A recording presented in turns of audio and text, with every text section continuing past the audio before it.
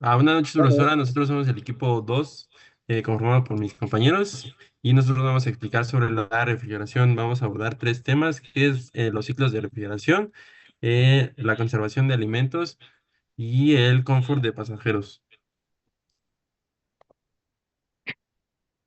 La esencia de la refrigeración. La refrigeración es un proceso que permite enfriar un espacio o objeto mediante el uso de un refrigerante que se transforma de líquido a gas y viceversa.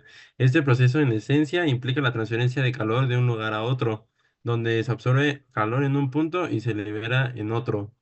Su propósito es crucial desde la conservación de alimentos y medicamentos hasta el confort humano y la optimización de procesos industriales complejos. La eficiencia de estos sistemas es medida por el coeficiente de rendimiento, el COP, que es un factor crítico en su diseño y operación, impactando tanto los costos operativos como la sostenibilidad ambiental.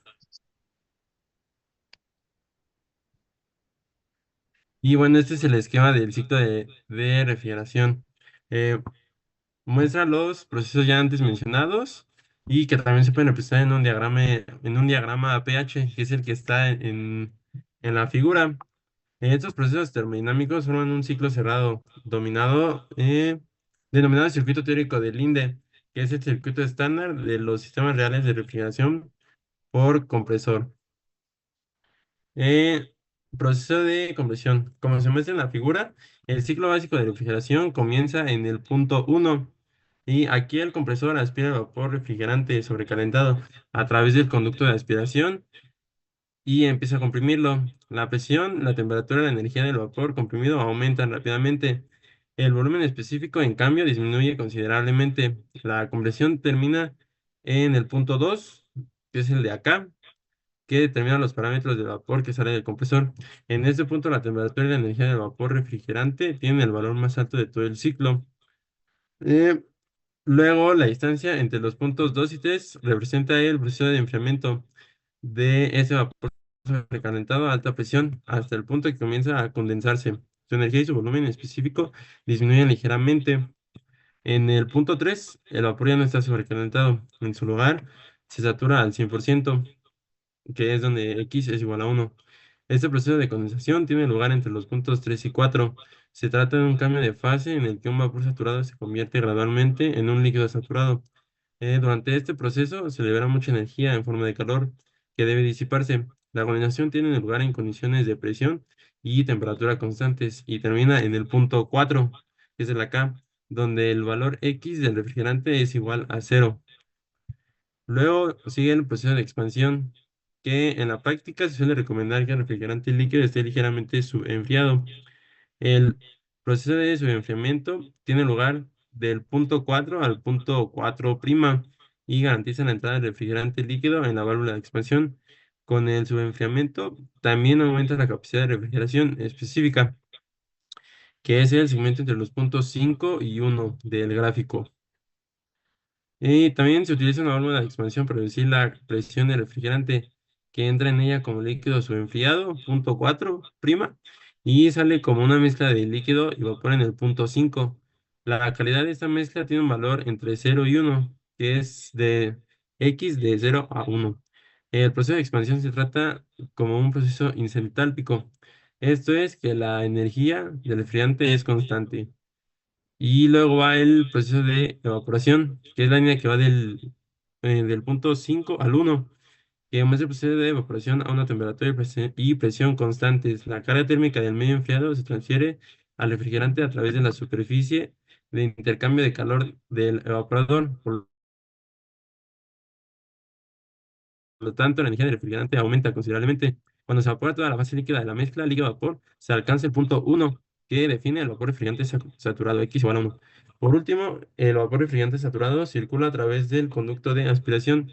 En esta sección controlamos el recalentamiento del refrigerante para asegurarnos de que el refrigerante que entra en el compresor no esté en fase líquida. El ciclo completo termina en el punto 1', donde el volumen específico del refrigerante sobrecalentado alcanza el valor más alto y donde se reinicia el proceso de compresión. bueno, yo les voy a hablar sobre los elementos que intervienen en el ciclo de la refrigeración. Siguiente diapositiva, por favor. Podemos encontrar normalmente 5 dispositivos o elementos que conforman este ciclo. A continuación les detallaré más cada uno. Siguiente diapositiva, por favor. El número uno es el compresor, que succiona refrigerante en estado de vapor a baja presión y baja temperatura, la cual lo comprime para elevar su presión y temperatura, preparándolo para liberar calor en el condensador. Su importancia mantiene el ciclo en funcionamiento, creando la diferencia de presiones que hace circular el refrigerante por todo el sistema. Al aumentar la presión del vapor, también aumenta su temperatura, lo que permite que el calor se transfiera más fácilmente al ambiente en el condensador. Los tipos más comunes de compresores son recíproco, de pistón y scroll. El siguiente elemento que encontramos es el condensador, que recibe el refrigerante caliente a alta presión desde el compresor, discúlpeme, libera calor al ambiente, haciendo que el refrigerante cambie de fase de vapor a líquido. El gas calienta, el gas caliente se enfría en contacto con un medio externo. A medida que se enfría, pierde energía térmica y se condensa saliendo en líquido a alta presión. Encontramos tipos de condensadores de aire-aire, agua-aire y de evaporativos. El siguiente elemento que encontramos normalmente en el ciclo son las válvulas de expansión, que reducen la presión del refrigerante líquido antes de entrar al evaporador. Proporciona la cantidad adecuada de refrigerante para satisfacer la carga térmica del evaporador. Al pasar por la válvula, el líquido se expande repentinamente, bajando su presión y temperatura. El refrigerante entra por el evaporador como una mezcla de líquido y vapor a baja presión.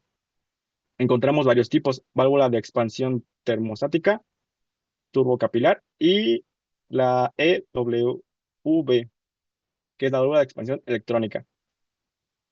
Siguiente diapositiva, por favor.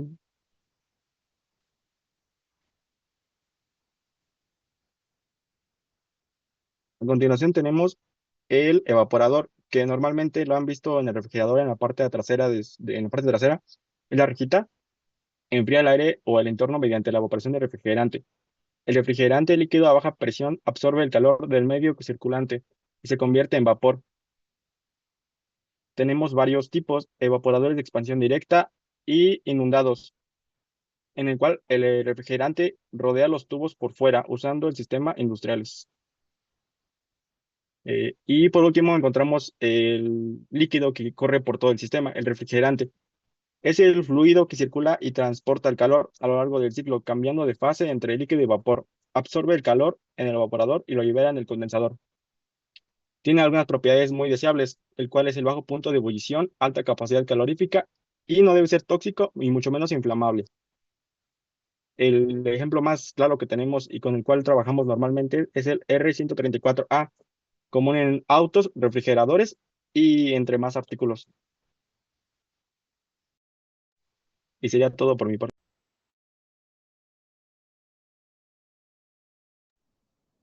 Bueno, a continuación les hablaré de las principales tecnologías de refrigeración, comenzando por la más importante, que es la refrigeración de compresión de vapor. Esta característica principal es que la compresión de vapor es la columna vertebral de la industria, dado de que su ciclo termodinámico involucra evaporación, compresión, condensación y expansión de un mayor refrigerante. Es altamente eficiente para la mayoría de las necesidades del enfriamiento, desde refrigeradores domésticos hasta grandes sistemas industriales. Aunque muestra una diversa dominancia en el sector, también podemos encontrar otros tipos de tecnologías de refrigeración, pero para darnos una idea de la magnitud de el mercado que tiene más del 70% del mercado el compresor de vapor, a diferencia de las otras tecnologías, como lo podemos apreciar en la gráfica. La siguiente diapositiva, por favor. Y a continuación presentaré los demás tipos de refrigeración. La siguiente, por favor. Está la refrigeración por absorción, que utiliza una fuente de calor en un lugar de compresor mecánico, ideal para aprovechar la energía de bajo grado, que normalmente es una temperatura que es cercana a la del medio ambiente. Las ventajas es que tiene menos piezas móviles, es silenciosa y usa calor residual. Las desventajas es que usa menor COP general y es un equipo más voluminoso. Y el mercado tiene industrias de calor y aplicaciones remotas, refrigeradores de caravanas. Y la tendencia tiene al crecimiento de aplicaciones de sostenibilidad y recuperación energética. En el diagrama podemos observar el condensador, que es originalmente la temperatura más alta que pasa a un evaporador, y a continuación pasa a un absorbedor y a un generador, los cuales funcionan con refrigerante para cumplir la función de la refrigeración. Siguiente, por favor. Tenemos la refrigeración termoeléctrica o de Peltier. Esto basado en el efecto de Peltier, que es que cuando una corriente eléctrica genera una diferencia de temperatura en las uniones de los semiconductores. Muy bien, las ventajas son en parte que es una tecnología compacta y tiene un control preciso, mientras que las desventajas es que tiene menor eficiencia, en especial cuando hay una gran diferencia de temperatura, además de que su costo es bastante elevado. Eh, Se usa principalmente en refrigeración de CPUs y equipos de laboratorio y tiene una tendencia estable en nichos de alta precisión y poco espacio. En el diagrama podemos observar cómo entra el aire del medio ambiente al refrigerador termoeléctrico y como las leyes de la termodinámica nos dicen, para que podamos reducir la temperatura tiene que salir el exceso. Entonces aquí podemos observar por los costados la salida del aire caliente, mientras que al interior del refrigerador obtenemos el circuito de aire frío. Siguiente, por favor. Y la refrigeración evaporativa. Esta enfría el aire mediante la evaporación de agua y es altamente eficiente en climas secos. Como podemos observar en el diagrama, se basa de un panel de evaporación en el cual se hace un regado porque este tipo de refrigeración funciona con agua. Entonces pasa el aire seco y caliente y por medio de este sistema de regado convierte la temperatura más elevada a una temperatura mucho menor. Las ventajas es que tiene un consumo energético bajo, es ecológico y de fácil mantenimiento. Por su parte, es ineficaz en alta humedad y requiere ventilación y agua. Y es ideal en el mercado de industrias de talleres y granjas en climas áridos. Más que nada, la tendencia que tiene actualmente es que es popular en la construcción sostenible en regiones adecuadas. Siguiente, por favor. Y por último, y la más reciente, es la refrigeración magnética o efecto elec- efecto magnetocalórico. Es considerada una de las alternativas más prometedoras, ya que utiliza el efecto magnetocalórico en ciertos materiales para generar enfriamiento y exponerlos a campos magnéticos variables. No usa refrigerantes gaseosos o convencionales. En el diagrama podemos observar cómo es que funciona. Por medio del calor, hace que pase por un electroimán y esto a su vez reduce el aire que entra para que obtengamos una corriente de aire fría. Eh, Esta tecnología tiene bastante potencial, pero su principal problema es que es muy cara y tiene una eficiencia potencialmente superior a la compresión de vapor, sin gases refrigerantes que puedan ser dañinos para la salud. Como ya se dijo, los desafíos principales de la tecnología es el alto costo de los materiales y la generación de campos magnéticos eficientes. Por su parte, las aplicaciones que tiene se desarrolla principalmente para la temperatura ambiente con visión a gran escala. La tendencia fuerte o enfoque está principalmente en la refrigeración sostenible y de alta eficiencia, y eso es algo que promete la refrigeración magnética. Eso sería todo de mi parte.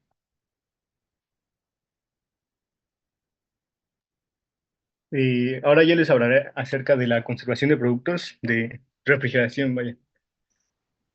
Es un proceso esencial en la conservación de productos perecederos. Su principal función es reducir y mantener la temperatura de los productos dentro de un rango que disminuye la velocidad de deterioro físico, químico y microbiológico. La siguiente, por favor. Y esto es, bueno, la refrigeración es muy importante para conservar los alimentos, para conservar también medicamentos y vacunas, productos industriales y químicos también. Y en los alimentos evita el crecimiento de microorganismos patógenos, también mantiene la textura, el sabor, el valor nutricional y la apariencia del alimento. Además, permite almacenar y distribuir la cadena de fríos de manera segura. También retarda los procesos enzimáticos y de oxidación, como hemos visto en las manzanas que se ponen como cafecitas. Y algunos ejemplos pues son la carne fresca, la leche y las fresas, que pues ahí vienen si las temperaturas en las que se tienen que refrigerar. Si no, por ejemplo, en la carne fresca se tiene que refrigerar de 0 a 4 grados centígrados, 0 a -4, perdón. Si no, las bacterias como Salmonella o la E. coli se multiplican rápidamente y pues esto pues, es malo, obviamente, y provoca intoxicaciones alimentarias. Y la que sigue, por favor.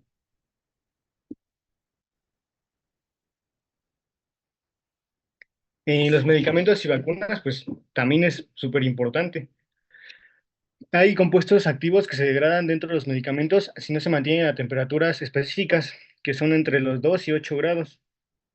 Y tiene que ser eficaz esta cadena de frío para evitar las pérdidas económicas y pues para la salud pública. Algunos ejemplos son la insulina, por ejemplo, que requiere una refrigeración constante, ya que si se expone al calor altera su estructura química y pues deja de funcionar correctamente. Y pues para un diabético, imagínense que no funcione su insulina, se muere. También está la vacuna, bueno, varias vacunas que deben almacenarse en temperaturas específicas para pues, mantener sus propiedades y que sean efectivas. También algunos productos industriales y químicos, como adhesivos, productos químicos, y estos requieren refrigeración para mantener sus propiedades. Algunos ejemplos son las resinas industriales y reactivos químicos, ya sean enzimas, cultivos, bacterianos, etcétera. La que sigue, por favor. Y finalmente, hay 4 factores clave en la conservación de estos productos. Son la temperatura adecuada, la humedad relativa, la velocidad del aire y el control de gases como la atmósfera masificada o controlada. Y la temperatura adecuada, pues ya estábamos comentando acerca de algunos ejemplos como las carnes, lácteos, verduras, congelación, pues que deben estar en ciertas temperaturas adecuadas para favorecer que ciertas propiedades que ya les dije se conserven. La humedad relativa ayuda a prevenir la deshidratación, perdón, y el marchitamiento de algunas verduras o frutas. Y pues es generalmente entre 85 y 95% para productos frescos. Frescos entre comillas, porque una vez refrigerado ya no es fresco. Así dice Gordon Ramsay. Luego, en la velocidad del aire, un flujo de aire adecuado, pues distribuye uniformemente el frío y un exceso reseca los productos y pues los deja secos y ya no saben igual, pierden sus propiedades. Y algunas cámaras refrigeradas utilizan atmósferas con menor oxígeno y mayor dióxido de carbono para prolongar la vida útil de estos productos. Y eso sería todo por mi parte. Bueno, para concluir, básicamente es el estado de situación en el que se puede realizar para poder hacer una cuestión de la temperatura,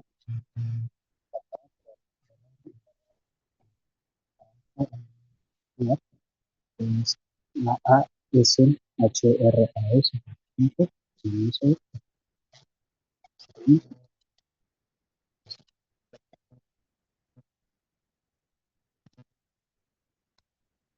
No se escucha, Byron. Quítate los audífonos, güey. ¿ya me escuchan? Ya, Ya.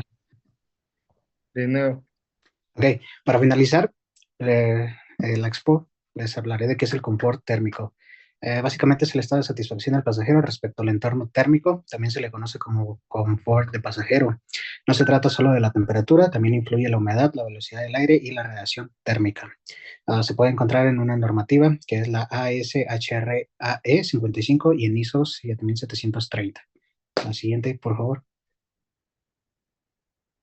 Uh, Hay variables que afectan en el confort en cabina, es decir, en el fuselaje del avión. Una de ellas es la temperatura del aire, que debe debe de mantenerse entre 21 a 24 grados Celsius. Se usa esta unidad de Celsius porque pues obviamente estamos en México, ¿no? Humedad relativa es ideal entre 20 al 60%. En cabina suele ser baja, es decir, menor a 20%. La velocidad del aire, confort en torno a 0.1, 0.25 metros sobre segundos. Y por último, la radiación de superficie, que puede ser en ventanas, paredes, etcétera. Esto obviamente dentro de la aeronave. La siguiente, por favor. Particularidades térmicas de cabina de un avión. Tenemos un ambiente presurizado y climatizado artificialmente, es decir, es un evento antrópico a baja humedad debido a la alta altitud. Uso de aire sangrado. El uso de aire sangrado es aire comprimido que se extrae de las etapas intermedias del compresor del motor a reacción. Y tenemos también puntos calientes y fríos debido a la distribución del flujo del aire. Y por último, una influencia de equipos electrónicos y ocupación. La siguiente, por favor. El diseño de sistemas ESS es Environmental Control System. Este regula la temperatura, la humedad, la presión y la calidad del aire. Está compuesto por intercambiadores de calor, conductos, ventiladores y sensores. Se especializa en el uso de zonas para adaptar condiciones térmicas según el área. Como bien sabemos, la cabina se divide en áreas, básicamente depende del presupuesto. Cockpit, Business, Economy. Siguiente, por favor. Bueno, por último, creo recordar, esta es la última, son los retos térmicos y tecnológicos que padece esto. Por primera opción tenemos las altas diferencias térmicas exteriores, que es de menos 50 grados Celsius afuera de la aeronave en una altura crucero. También tenemos que minimizar el peso del sistema sin sacrificar rendimiento, es decir, se prevé el peso de la tripulación, el peso del combustible, entre otros. Tenemos también la eficiencia energética y la compatibilidad con sistemas eléctricos modernos, More Electric Aircraft. Por último, tenemos el aislamiento térmico y materiales inteligentes. Obviamente, como avance la tecnología, pues se van implementando en estos vehículos que son las aeronaves. Bueno, con esta última diapositiva damos por concluida la presentación.